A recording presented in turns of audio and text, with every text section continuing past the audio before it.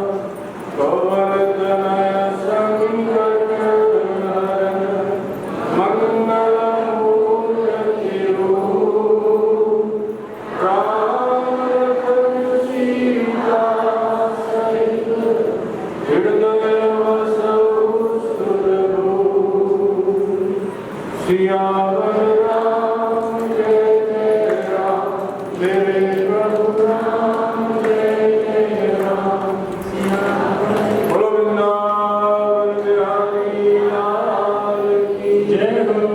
श्री सीताराम लक्ष्मण हनुमान जी महाराज की, श्री गौरी शंकर भगवान की, श्री हनुमान जी महाराज की, श्री दुर्गा महारानी की, पूज्य श्री चंद्र भगवान की, पूज्य बाबा श्री दुर्गा हरदयाल जी महाराज की, पूज्य बाबा श्री दुर्गानंद जी महाराज की, पूज्य बाबा श्री चरण शरणदास जी महाराज की, पूज्य बाबा श्री संतराम जी महाराज की, पूज्य बाबा श्री उमेश मुनि जी महाराज की, पूज्य बाबा श्री कल्याणदास जी महाराज की, पूज्य श्री पुष्करानंद जी महाराज की, पूज्य श्री राजेश्वरानंद जी महाराज की, सब संतन की, सब भक्तन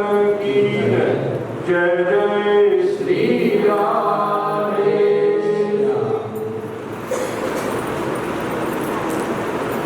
ये जो सामूहिक प्रार्थना है,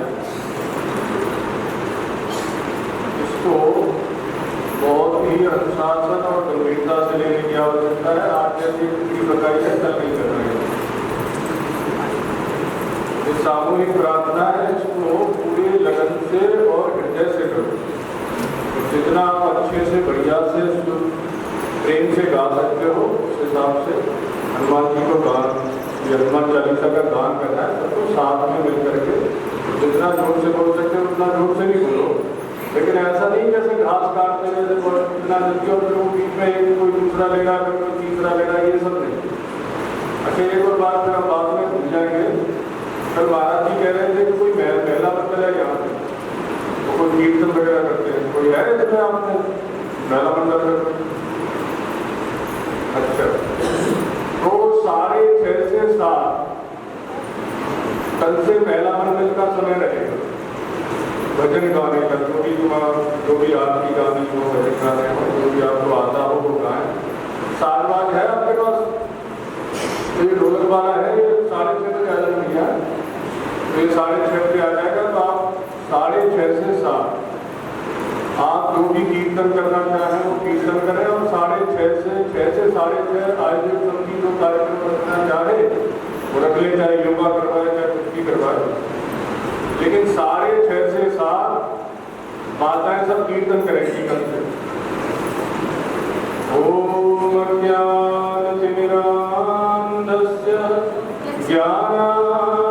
ज्ञानाञ्जनशलाकया चक्षुरुन्मीलितं येन तस्मै श्रीगुरुवे नमः।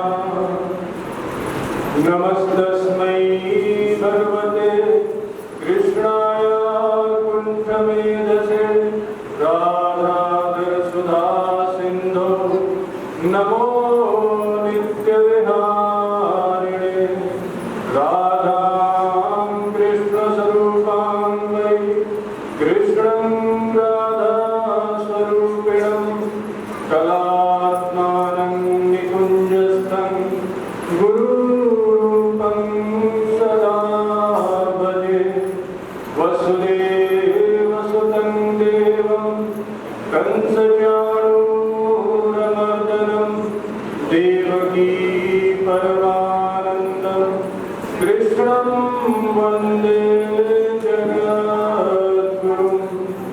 नारायणं नमस्कृत्यं नरं चैव नरोत्तमं देवीं सरस्वतीं व्यासं ततो जयमुदीरये।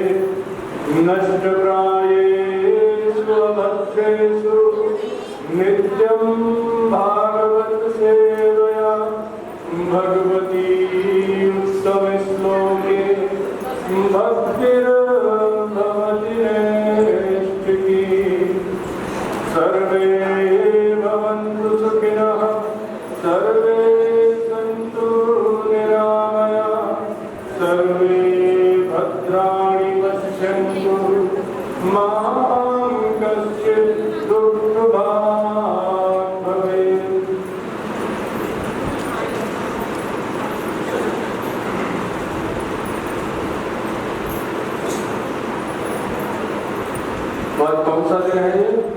पुरुषोत्तम मास की कथा का छठा दिन है। तो इस छठे दिवस की कथा में पिछले 2 दिन से हम आपको ये बता रहे थे कि पुरुषोत्तम मास के महीने का ज़्यादा से ज़्यादा लाभ किस प्रकार से ले सकते हैं, तो भगवान की सेवा पूजा आपको कैसे अच्छे से अच्छे करनी है वो हमने 2-3 दिन में बताया है आपको। जिन भाग्यशाली लोगों ने इस बात हमारी बातों को सुन करके धारण किया हो और अपना आचरण करें। अब हम कथा के प्रसंग को आगे बढ़ाएंगे। तो सूत जी और सौनक जी का संवाद चल रहा था। सूत जी तीर्थ यात्रा करते हुए पहुंचे हैं नैमिषारण्य में। वहां उन्होंने सौनक जी का दर्शन किया है। सौनक जी की बड़ी दिव्य शोभा हो रही है। वो मूर्तिमान ब्रह्म तेज विराजमान है। वहां सूत जी जब गए हैं सौनक जी के पास, तो सौनक जी ने सूत जी को देखते ही कहा, अरे सूत जी आइए आइए, हमारे बड़े भाग्य हैं कि आप हमारे पास आए। देखो प्रवचन भी भगवान की कृपा से किसी को भगवान ये अवसर देते हैं। तो प्राणों की विद्या के विशेषज्ञ कौन है? सूत जी। तो सौनक जी कहते हैं कि आप व्यास जी के शिष्यों में, वैसे तो व्यास जी के शिष्य सभी पूजनीय हैं, सभी वंदनीय हैं, लेकिन आप उन सब में श्रोमणी हो। क्यों? क्योंकि आप भगवान की कथा सुनाते हैं। तो हमारे बड़े सौभाग्य हैं कि आप हमारे पास, हमें आपका दर्शन हुआ। आइए हमसे भी ऊंचे आसन पे आप विराजमान हो जाइए और हमको भगवान की कथा सुनाइए। भगवान की कथा कैसी होती है?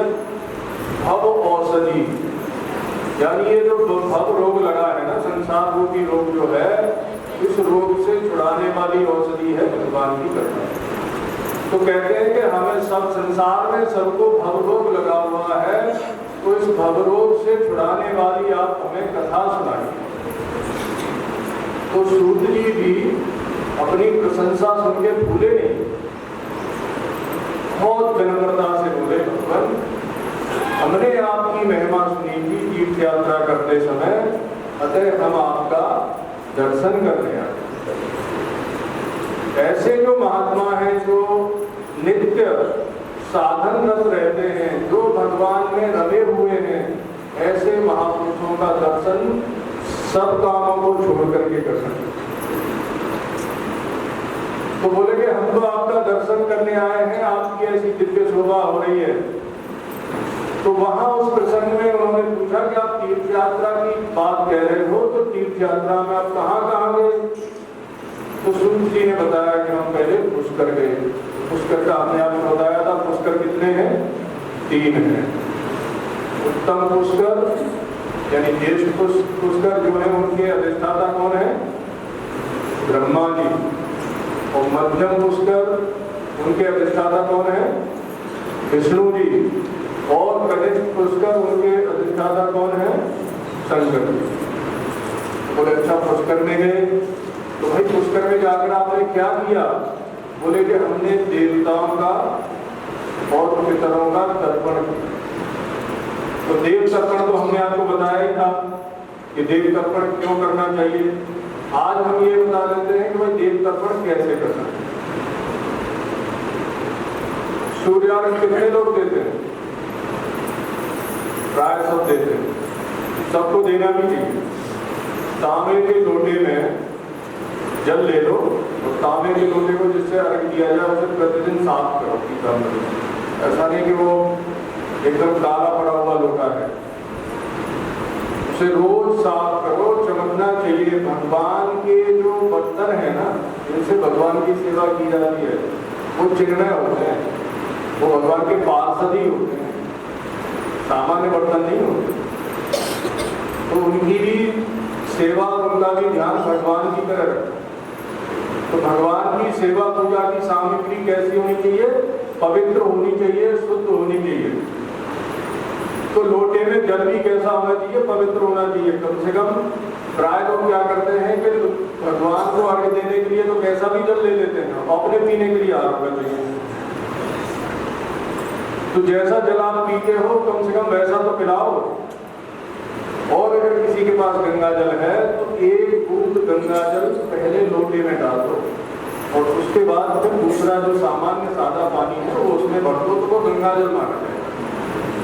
तो इस प्रकार से आप सूर्य को अर्घ्य दे सकते हैं। अगर आपके पास लाल फूल है तो अच्छी बात है, लाल फूल नहीं है तो थोड़ी सी डोली डाल। पूरब की तरफ मुंह करना है। अगर आप संस्कृत बोल सकते हो तो ओम ब्रह्मादयो देवास्त्रकच्चा, क्या बोलना है? ओम ब्रह्मादयो देवास तृप्यन्ताम, ओम भूदेवास तृप्यन्ताम, ओम भुवर्देवास तृप्यन्ताम, ओम स्वरदेवास तृप्यन्ताम, ओम भूर्भुवस्सुवः देवास तृप्यन्ताम। अब जो लोग संस्कृत नहीं बोल सकते वो हिंदी बोल सकते। श्री ब्रह्मा जी की अध्यक्षता में सभी देवता तृप्त हो जाए।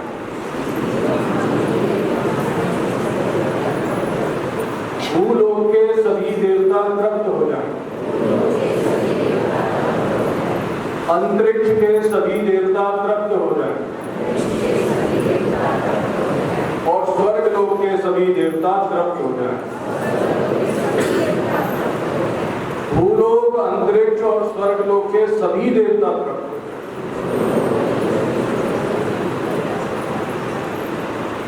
कोई कठिन काम है, मुश्किल से आपको 10-15 सेकंड लगेंगे इतना बोलने।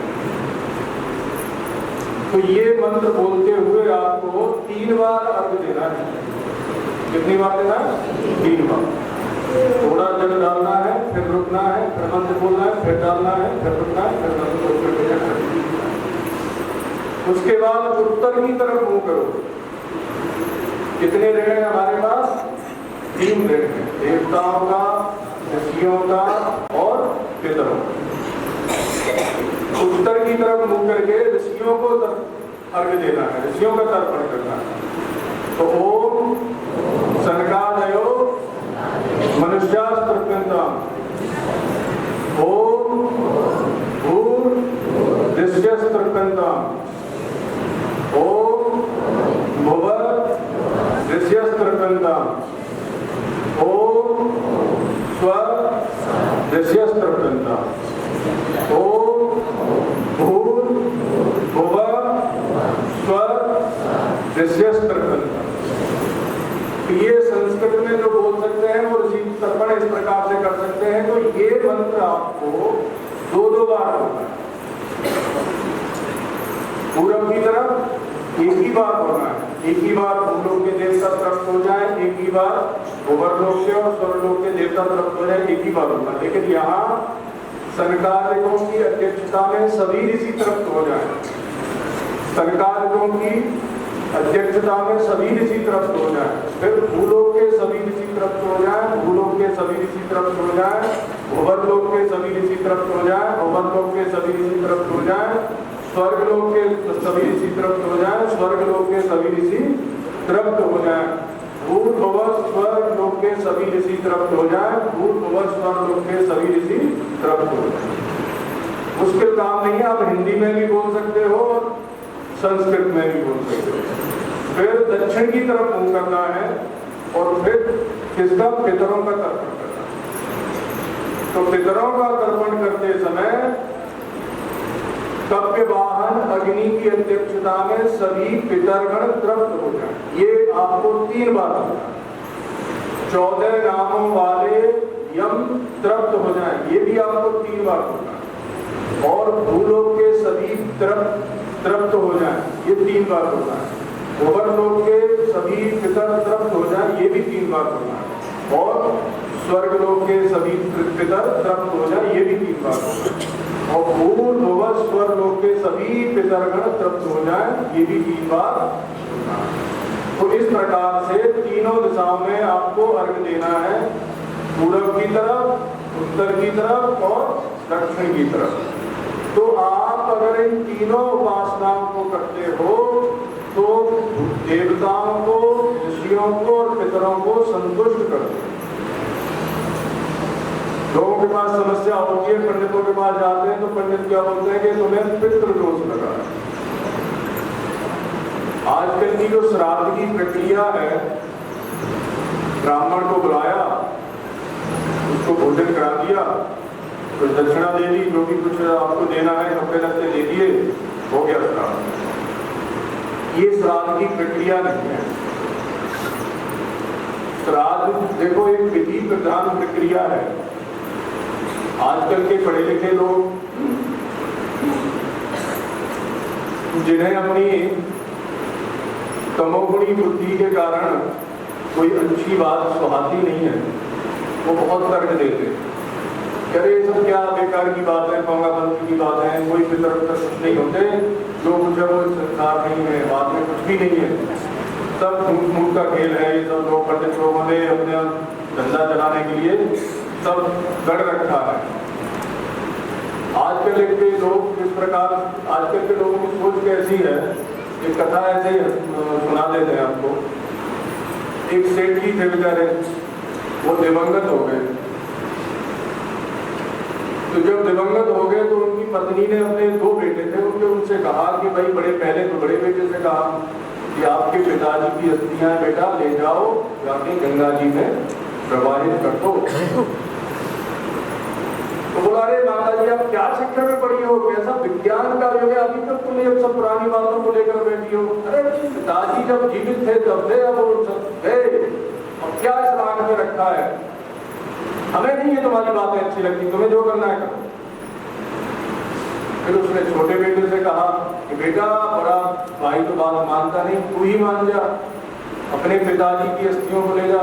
अरे माता इन सब पे हमारा विश्वास नहीं। तो माता ने कहा कि बेटा जिसकी अस्थियां हैं उसका तो विश्वास है, तुम्हारा विश्वास नहीं है, लेकिन जिसकी अस्थियां वो तो इसमें इन सब में विश्वास करते थे, तो उन्हीं की प्रसन्नता के लिए ले जाओ। अब तो और बार बार तो आकर के वो तुम्हें कोई आज्ञा देने वाले नहीं है, एक काम और है, इसे और कर दो। छोटे बेटे ने कहा चलो ठीक है, तुम नहीं मानती हो तो ले जाएंगे। और वो लेकर के साइकिल पे गया। गंगा जी वहां से 16 किलोमीटर दूर, और साइकिल चलाते चलाते वो गया था 12 किलोमीटर। साइकिल चलाने के बाद उसने देखा कि नाला जा रहा है। उसने पूछा भैया ये नाला कहाँ जा रहा है? बोले कि 4 किलोमीटर बाद गंगा जी में मिल जाता है। तो उसने कहा चलो अच्छा है, नाला ही जा रहा है तो हमें क्या जरूरत है खामा का पसीना बहाने की, वो अस्थियां उसने नाले में डाल। बोले कि नाला ले जाएगा गंगा जी में, अब ये चली तो जाएगी गंगा जी में, जब नाला जा रहा है तो चली जाएगी। और डाल करके आ गया। माता ने कहा बेटा विसर्जित कर दी? बोले हाँ माता जी विसर्जित हो गई। पिताजी बिल्कुल संतुष्ट हो गए, पहुंच गए अपनी जगह पे। बोलो वृंदावन तो अब सेठ जी रात को सेठानी के सपने में आए। बोले कैसे नाला के बेटे को तुमने भेजा है?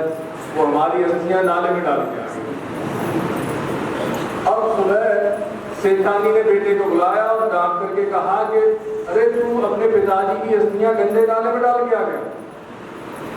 अब उसने सोचा नाले में मैंने डाली, इसको कैसे पता चलेगा, इसको किसने बता दिया, वहां तो कोई नहीं देख रहा था। उसने पूछा कि वो ठीक है नाले में डाल के आए, लेकिन तुमको किसने बताया? तो तुम्हारे पिताजी आए थे सपने में।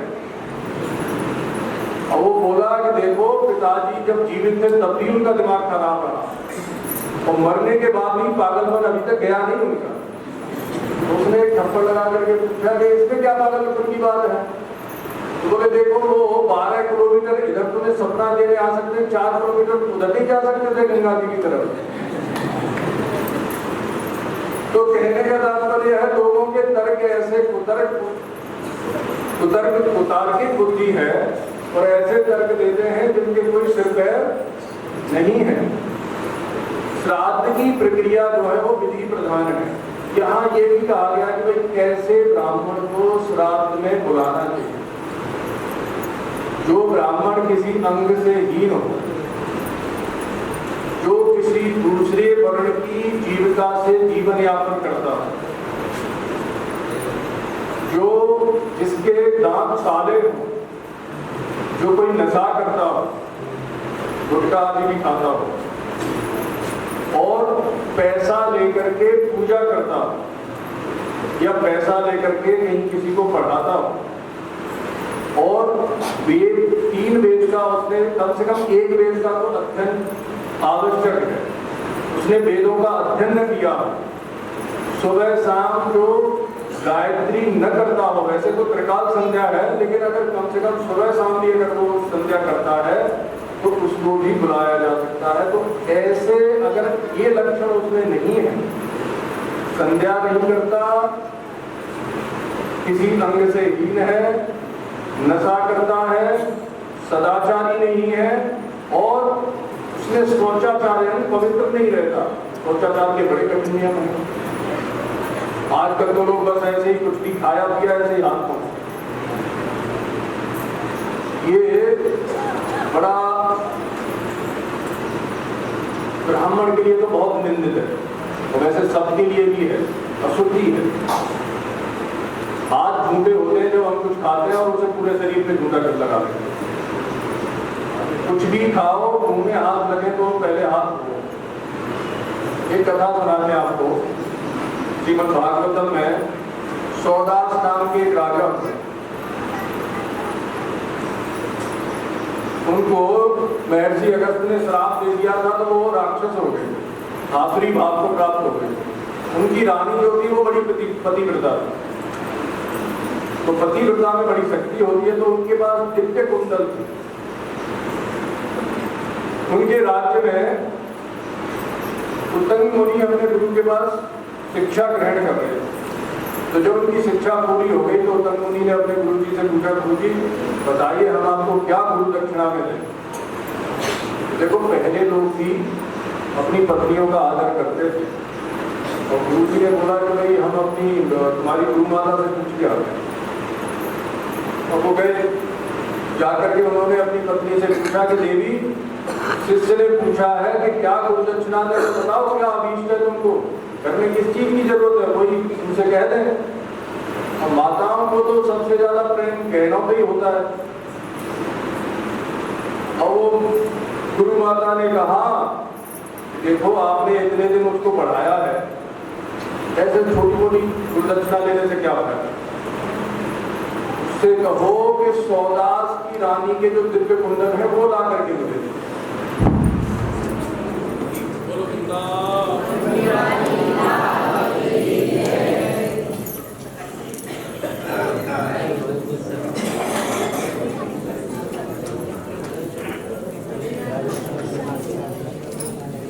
जल मंगाया, जल मंगा कर आचमन किया और प्राणायाम किया। आचमन प्राणायाम करके अपनी शुद्धि की, और शुद्धि करके जैसे ही वो अंतपुर में गए तो रानी का दर्शन हो गया। बोलो वृंदावन बिहारी लाल। तो देखो अशुद्धि में जो अपवित्र लोग रहते हैं, उन्हें जब एक पतिव्रता रानी का दर्शन नहीं हो रहा है, जो कि स्थूल शरीर है उसका दर्शन नहीं हो रहा, तो तुम्हें देवताओं के, ऋषियों के, पितरों के और भगवान के दर्शन कैसे हो सकते। लोग बोलते हैं हमें तो कहीं दिखते नहीं। अरे तुम दिखने लायक हो गए तब ना तुम्हें दिखेंगे। तुम्हारी पाप कितने गंदे हो, तुम्हें कहां से देवताओं के दर्शन होंगे, कहां से तुम्हें ऋषियों के दर्शन होंगे। तो ये जो लोगों की आदत है ना, कल से 2-3 दिन से हम स्वच्छता के ऊपर कह रहे हैं कि भाई पूजा पाठ में पवित्रता रखो, तभी पूजा होगी। और देखो पूजा करने से भी ज्यादा महत्व पवित्रता का है। आप मंदिर में जाओ, वहां पूजा करो, उसकी बजाय मंदिर में थोड़ी साफ सफाई कर दो, उससे भगवान ज्यादा प्रसन्न है। जाकर के वहां दुनिया भर की गंद मचाने से अच्छा है कि वहां जाकर के थोड़ा बहुत कुछ साफ सफाई कर दो मंदिर में, वो पूजा से भी बढ़कर। ये शास्त्र की बात है, हम कोई अपनी मनगढ़ंत बात तो बता नहीं रहे आपको। तो उत्तंग मुनि को जब उनका पतिव्रता रानी का दर्शन हुआ तो उन्होंने कहा कि राजा की आज्ञा है। राजा महाराज सौदास ने कहा है कि आप हमें अपने दिव्य कुंडलों को दान में दे दो। उसी समय रानी ने अपने कुंडल निकाल करके उनके हाथ में रख दीजिए कि हे ब्राह्मण, ले जाइए आप अपने गुरु को गुरुदक्षिणा देकर के अपने कर्तव्य का, अपने धर्म का पालन कीजिए। तो ऐसी महान संस्कृति है हमारी। तब जाकर के हम जो बात करते हैं कि भाई उनको ऐसे भगवान दर्शन देते थे, भगवान उनके साथ खेलते थे, या देवता उनसे सहायता मांगते थे। ऐसे हमारे बहुत से पूर्वज हैं जिनके लिए जिन्होंने देवताओं की भी सहायता की। वैदिक साहित्य में बहुत से लोगों का वर्णन है। तो हम ये सोचते हैं कि हमें तो आज तक कहीं देवता दिखे नहीं।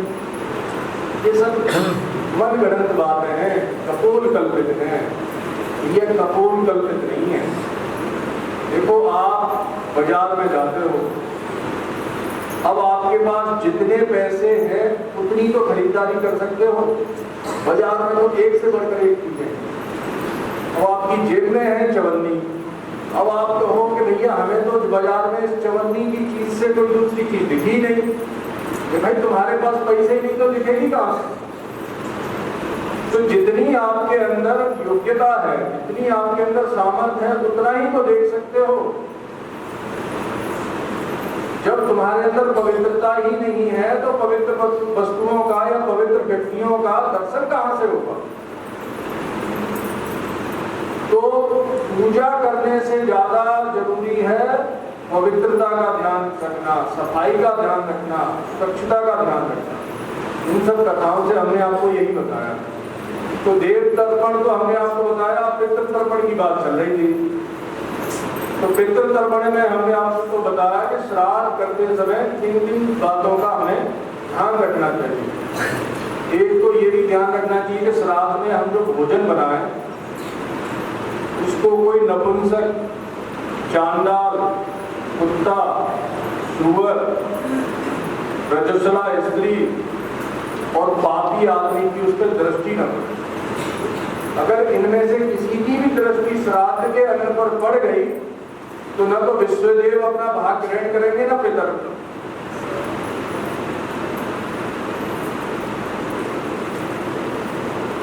तीसरी बात,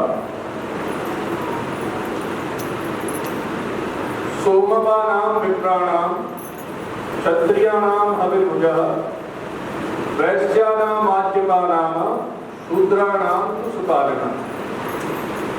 ये हम आजकल के लोगों के लिए बता रहे हैं जिन्हें संदेह होता है कि भाई श्राद्ध की प्रक्रिया ऐसे कोई प्रमाणिक नहीं लगती। तो उनके लिए हम बता रहे हैं कि देखो, श्राद्ध की प्रक्रिया जो है वो कितनी प्रमाणिक है। ये बड़ी वैज्ञानिक विधि है। श्राद्ध करते समय विधाता ने जब हमें ये विधान दिया है श्राद्ध का, तो देखो उन्होंने 4 वर्ण है ना, ब्राह्मण, क्षत्रिय, वैश्य।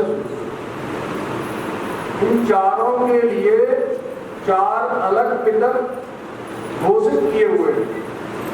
तो सोम नाम के जो पितर हैं वो किसके? ब्राह्मणों के पितर हैं। ये महर्षि प्रभु के पुत्र हैं। भविष्यमंत जो है वो क्षत्रियों के पितर हैं। ये महर्षि अंगिरा के पुत्र हैं। आज्यप नाम के पितर हैं वो वैश्यों के पितर हैं। और ये महर्षि पुलत्स्य के पुत्र हैं। और सुकालिन नाम के जो पितर हैं वो शूद्रों के पितर हैं। और ये महर्षि वशिष्ठ के पुत्र हैं।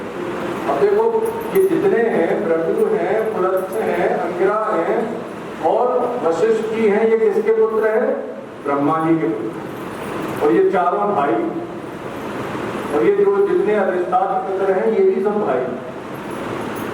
कभी चाचा ताऊ के भाई होते हैं ना कि नहीं होते? तो कहने का तात्पर्य है कि पितरों में कोई भेद नहीं है। जिसका शास्त्र में जैसा विधान है उस विधान से अपने पितरों का श्राद्ध करते समय ब्राह्मण अगर श्राद्ध करे तो सोमक नाम के पितर को उनका आह्वान करे। क्षत्रिय अगर श्राद्ध करे तो हविष्यमंत का आह्वान करे। और वैश्य अगर श्राद्ध करे तो आज्यप का आह्वान करे। और शूद्र अगर श्राद्ध करे तो सुकालिन नाम के पितर का आह्वान करे। पहले पितरों को जो हम श्राद्ध करते हैं उनके निमित्त, वो पहले जाता है। पितरों के राजा कौन है? कौन है? अर्यमा जी। देखो ब्रह्मलोक में 7 पितर हैं, उन 7 में 3 तो हैं तेजो में और 4 हैं वो है मूर्तिमान। ये 7 पितर ब्रह्मलोक में विराजमान रहते हैं और देवता भी इनकी उपासना करते हैं और इनको अग्निस्वाद्यः नाम से जाना जाता है। देवता लोग भी इनकी उपासना करते हैं, यहाँ तक कि ब्रह्मा जी भी उपासना करते हैं। तो फिर आप किस खेल की मूल्यों बताओ, करनी चाहिए ना। तो कहने का तात्पर्य है कि 7 पितर हैं, उनमें इन सब के राजा कौन है? अर्यमा जी। पहले जब भी हम किसी ब्राह्मण को बुला करके अपने यहाँ श्राद्ध करते हैं, अग्नि के माध्यम से आहुति देते हैं, तो वो जाता है अर्यमा जी के पास। और जब हम अपने कुल के और वर्ण के पितरों का उच्चारण करते हैं तो ये निर्धारित उसी समय हो जाता है कि ये ब्राह्मण कुल के व्यक्ति का श्राद्ध है, ये क्षत्रिय कुल के व्यक्ति का श्राद्ध है, ये वैश्य कुल का है और ये शूद्र कुल का है। अर्यमा जी के द्वारा वो सामग्री उसी डिपार्टमेंट को सौंप दी जाती है। अब आप कहो कि महाराज हमारे जो माता पिता हैं, दादा दादी हैं, वो मर के कहाँ गए हैं, किस शरीर में गए हैं, क्या पता। और ये आपका कोई पहला जन्म तो है नहीं, अनंत जन्म हुए हैं। अब इसमें भी लोग कहते हैं कि कैसे प्रमाणित हो कि भाई ये हमारे अनंत जन्म हो चुके हैं। पाश्चात्य देश के लोग और आधुनिक विज्ञान जो है वो पुनर्जन्म को नहीं मानता, लेकिन आपके सामने ही हम आपसे पूछते हैं, अभी भी पुनर्जन्म की बहुत सी घटनाएं सामने आती हैं कि नहीं आती? छोटा सा बालक है, वो बताता है कि मैं वहां था, मेरा नाम ये था, मुझे उसने ऐसे मार दिया, ये कर दिया, वो कर दिया, मेरी ये पत्नी थी, मेरे बच्चे ऐसे थे, उनके ये नाम है, सब बता देते। पुनर्जन्म होता है कि नहीं होता? लेकिन आजकल शिक्षा में इतना गलत तरीके से पढ़ाया जाता है।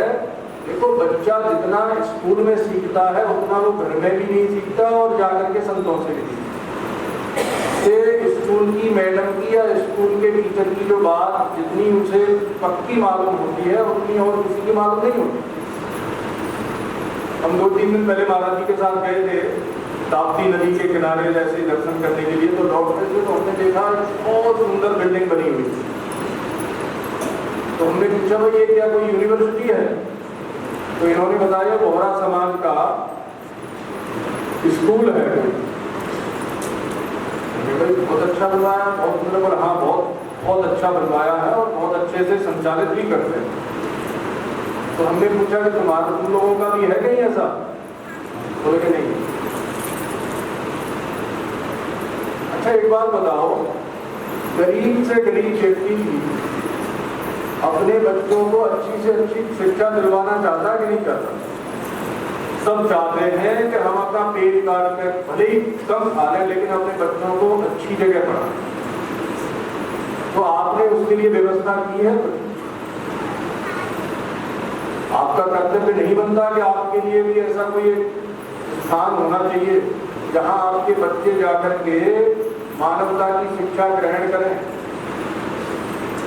आजकल जो मेघालय की शिक्षा पद्धति से जो पढ़ाया जाता है वो तो पशु बनाने वाला, सीधे मतलब अच्छे खासे आदमी को पशु अगर बनाना है तो आप किसी भी गवर्नमेंट या किसी भी स्कूल में भर्ती कर दो। देखो बच्चा पैदा होता है ना, जैसे मनुष्य का बच्चा पैदा होता है वैसे ये गाय बछड़ा देती है, भैंस भी बछड़ा देती है, अपना बछड़ा देती है, वही मलमूत्र में सना हुआ बच्चा बाहर आता है। मनुष्य का बच्चा, मनुष्य के बच्चे में मानवता आती कैसे है? कैसे आती है भाई? संस्कारों से आती है कि नहीं? मनुष्य के बच्चे में मानवता संस्कारों से आती। पशु पक्षी भी अपने बच्चे को भोजन करना तो सिखाते ही, रहना, खाना, सोना और अपनी रक्षा करना, ये तो सब में समान है। चाहे कोई पशु हो, पक्षी हो, मनुष्य हो, कोई भी हो, सब लोग अपना खाना जानते हैं, सब रहना भी जानते हैं और सब सोना भी जानते हैं, सब बच्चे पैदा करना जानते हैं और सब अपनी रक्षा करना जानते हैं। इसके लिए उन्हें किसी स्कूल में नहीं जाना, न किसी ट्रेनिंग सेंटर में जाना पड़ता। प्राकृतिक रूप से सब में ये बात विकसित हो जाती है। लेकिन मनुष्य की विशेषता क्यों है कि क्योंकि मनुष्य संस्कार के द्वारा संस्कारित होकर के मानवता को प्राप्त, वो संस्कार आपके बच्चों के हुए, उसके लिए आपको लगता नहीं कि उसकी आवश्यकता है। फिर लोग बोलते महाराज ये तो बच्चा है, हमारी बात तो मानते ही नहीं, ये तो ऐसा खाता है, वैसा खाता है, ऐसा करता है, वैसा करता है। अरे भाई उसका दोष थोड़ी है, जो तुमने सिखाया है वही वो सीखा है। अगर तुम्हें उन्हें अच्छी बात सिखा दे, अच्छे संस्कार दे तो अच्छा बनता। बच्चा जब होता है तो माता पिता के आश्रित होता है कि नहीं होता? माता पिता जैसा उसे सिखाते वैसा सीखता है। अब आपने जैसा बीज बोया है वैसी तो फसल काटोगे। तो आपके मन में नहीं आता कि आप लोगों का भी ऐसा कोई एक स्थान होना चाहिए। हम कहते हैं आप सब लोग मिलकर के सामूहिक प्रयास करो और एक ऐसा गुरुकुल बनाओ जिसमें एक क्लास बोर्डिंग स्कूल की सुविधाएं हों। देखो बहुत से गुरुकुल चल रहे हैं इस समय, बहुत अच्छे अच्छे गुरुकुल चल रहे हैं, हजारों चल रहे हैं। महात्मा ने बहुत सारे गुरुकुल खोल रखे हैं, लेकिन समाज में वैदिक शिक्षा का प्रभाव कुछ दिखता है? बिल्कुल भी नहीं दिखता। क्यों नहीं दिखता? उसके हमने बहुत शोध किया इसमें 10-15 साल कि भाई इतने गुरुकुल चल रहे हैं तो समाज में वैदिक शिक्षा का प्रभाव क्यों नहीं दिखता? तो उसका कारण है एक, पहले तो जो भी गुरुकुल खुले हुए हैं वो अपने संप्रदाय का ही साहित्य पढ़ा, अब उसमें दूसरे संप्रदाय वाला उसे स्वीकार नहीं करता, इसलिए अपने बच्चे को नहीं देखता। पूरी तरह से वैदिक संस्कृति को, वैदिक साहित्य को समर्पित गुरुकुल में ऐसा कोई निष्पक्ष गुरुकुल हो जो किसी एक महात्मा के विचारों से प्रेरित ना हो, अपितु संपूर्ण वैदिक संस्कृति से प्रेरित हो। दूसरा, ये जो गुरुकुल जितने भी हैं इनमें शिक्षा कम है, बच्चों को रखते हैं, उनसे सेवा ज्यादा है। आश्रमों में सेवा दी के नौकर मिल जाते हैं, हमें छोटे छोटे बच्चे होते हैं, उन्हें 1-8 घंटा कुछ पढ़ा देते हैं और अपना नौकर का काम उनसे निकालते हैं। ये महात्मा का लक्षण नहीं है। किसी के भविष्य के साथ इतना बड़ा खिलवाड़ करना किसी महात्मा को शोभा नहीं देती। लेकिन आश्रमों में ऐसे ही प्राय होता है। और तीसरा कारण है फ्री शिक्षा। फ्री की शिक्षा के प्रति न तो पढ़ाने वाले की भी आदत बुद्धि होती है, न पढ़ने वाले की, और न जो पढ़ने देते हैं। फ्री एजुकेशन जो है वो किसी काम की नहीं होती। तो इन 3 चीजों से आप बच जाओ। बहुत अच्छे स्तर का गुरुकुल खोलो, उसमें बहुत अच्छी फीस लो। अरे भाई जब तक फीस नहीं लोगे तो आप अच्छी फैकल्टी नहीं रख पाओगे, अच्छी फैकल्टी नहीं रखोगे तो अच्छी शिक्षा कहां से आएगी वहां? अब अच्छे अध्यापक आपको रखने हैं तो उन्हें तनख्वाह देनी पड़ेगी। हम लोग महात्मा लोग करते क्या है, ऐसे ही किसी पंडित को रख लिया, उसको थोड़ा थोड़ा कुछ दे दिया, बोले तुम पढ़ाते रहो। और वो जितना जानता है जो भी कुछ वो भी टाल मटोली करता है, वो पढ़ाता कहाँ? बच्चे भी कहाँ पढ़ते हैं? बस 2-4 गणेश जी का पूजन सीख लिया और 2-4 मंत्र सीख लिए, बस हो गई पंडिताई। अब जाकर लगे कर अनुष्ठान कराने लगते हैं। आपके घर आने वाला ब्राह्मण क्या अनुष्ठान करवा रहा है, कौन सी पूजा करवा रहा है, आपको पता रहता है?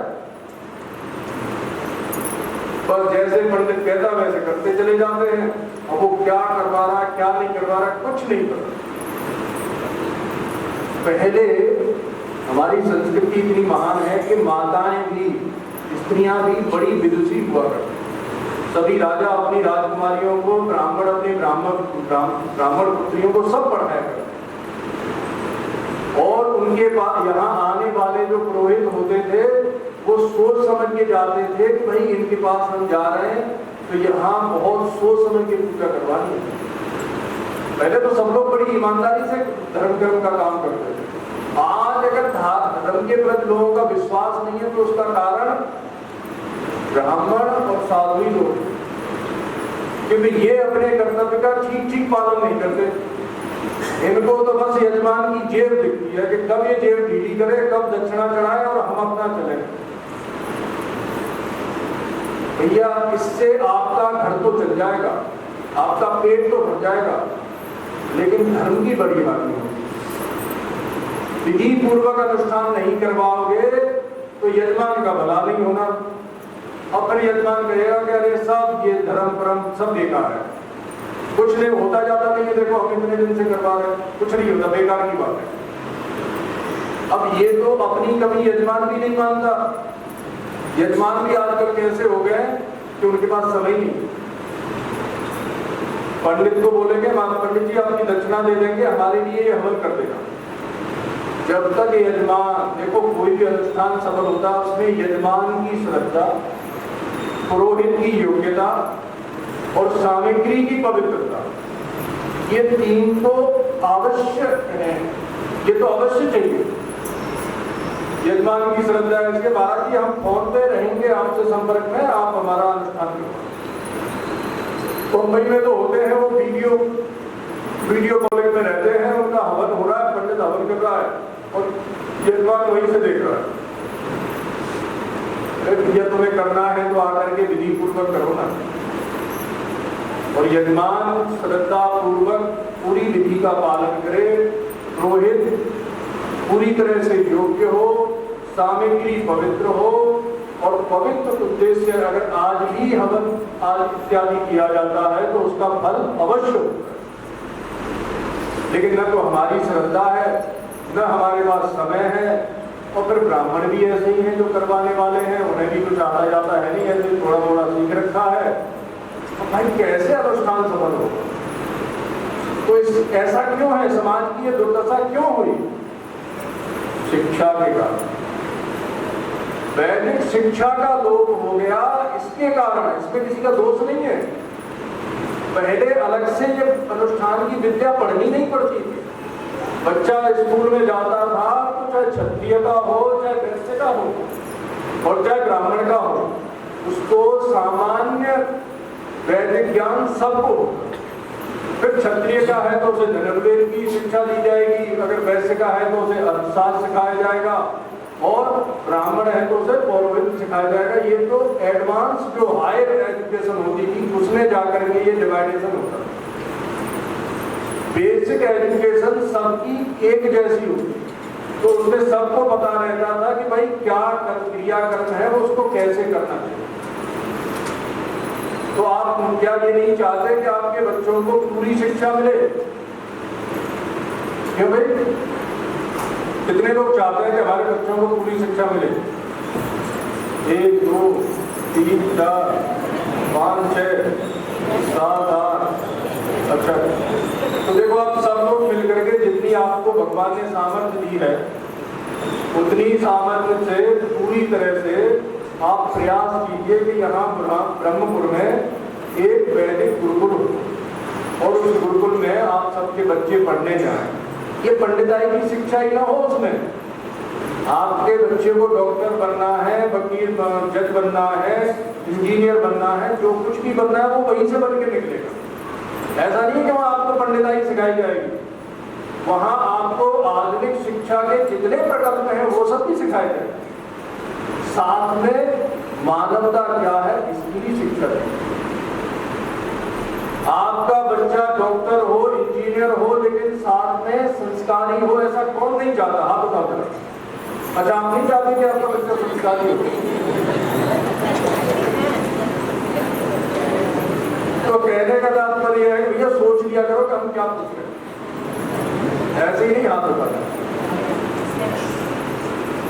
तो ये प्रत्येक माता पिता की, प्रत्येक अभिभावक की इच्छा होती है कि हमारा बच्चा संस्कारी हो, योग्य हो और संसार में नाम करे, संसार में सफलतापूर्वक अपना जीवन जिए। तो देखो आजीविका के जितने साधन हैं वो तो उसे सीखने ही हैं, तो इसलिए आधुनिक शिक्षा ही हो और वैदिक शिक्षा के अनुशासन में।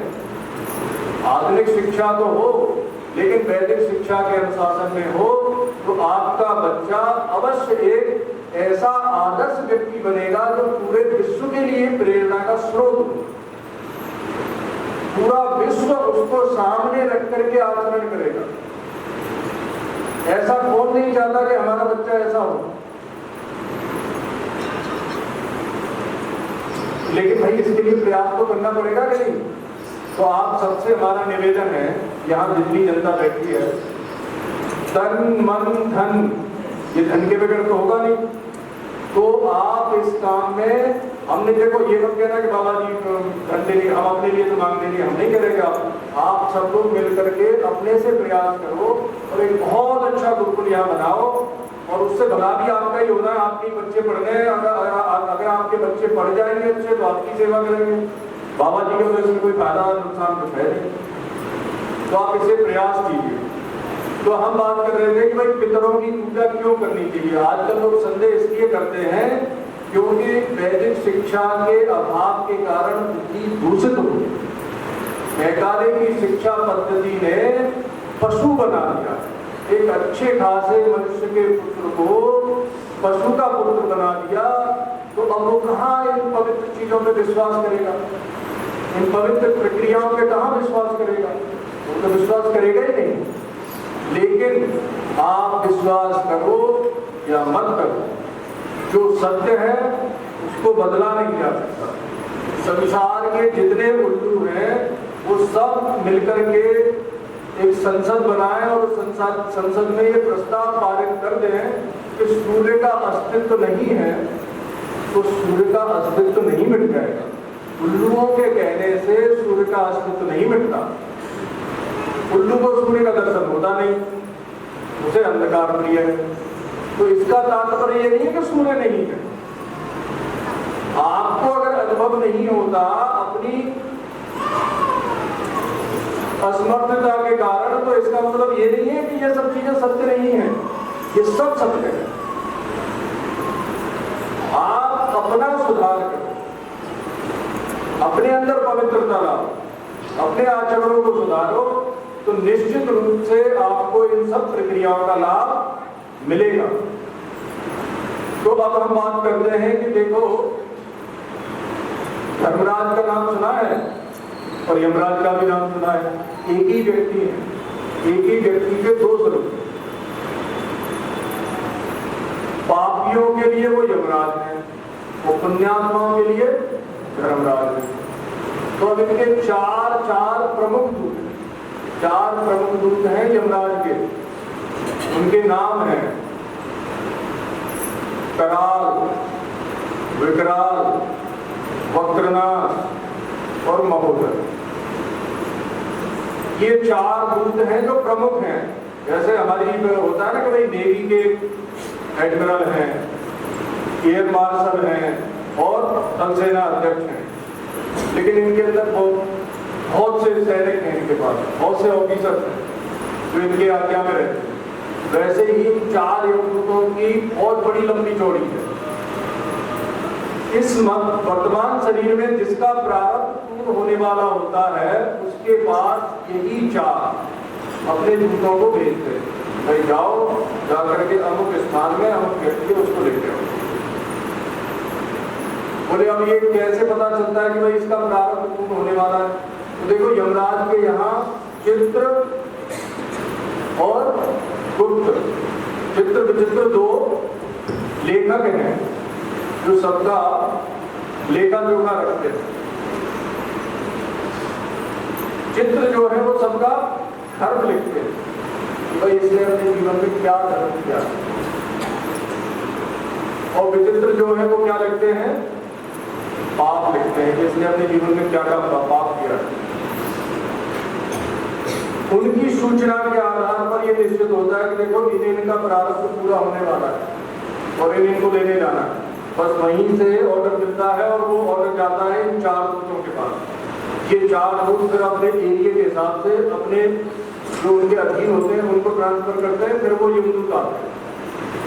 और वो उस समय नाभि देश में जो जीव विराजमान रहता है उसको जबरदस्ती खींच करके समय लोगों के मलमूत्र भी निकल जाते हैं। आपने देखा मुझे प्राण निकलता है जबरदस्ती बलात् खींच करके। बलात् क्योंकि वो कोई शरीर छोड़ना नहीं चाहता। कितना भी कष्ट पाते रहो, दुख पाते रहो, तिरस्कार पाते रहो, लेकिन फिर भी व्यक्ति मरना नहीं चाहता। कहेगा जरूर मुंह से अरे राम ले जा, अरे राम ले जा, लेकिन जब मरने का समय आया तो बोले बचा दो बचा दो। तो कहने का तात्पर्य कोई मरना तो चाहता नहीं, शरीर को कोई छोड़ना नहीं चाहता, तो बलात् को खींचते हैं। उसमें 5 कर्मेंद्रियां, 5 ज्ञानेंद्रियां, 5 प्राण, मन और बुद्धि, ये 17 तत्वों के साथ उस जीव को वो लेते हैं, निकाल करके भूमि पे खड़ा करते हैं। जिस समय व्यक्ति खड़ा होता है तो जिस शरीर में से उसका प्राण कर्षण किया गया है उस शरीर के ही आकार का अपने आप को मानता है।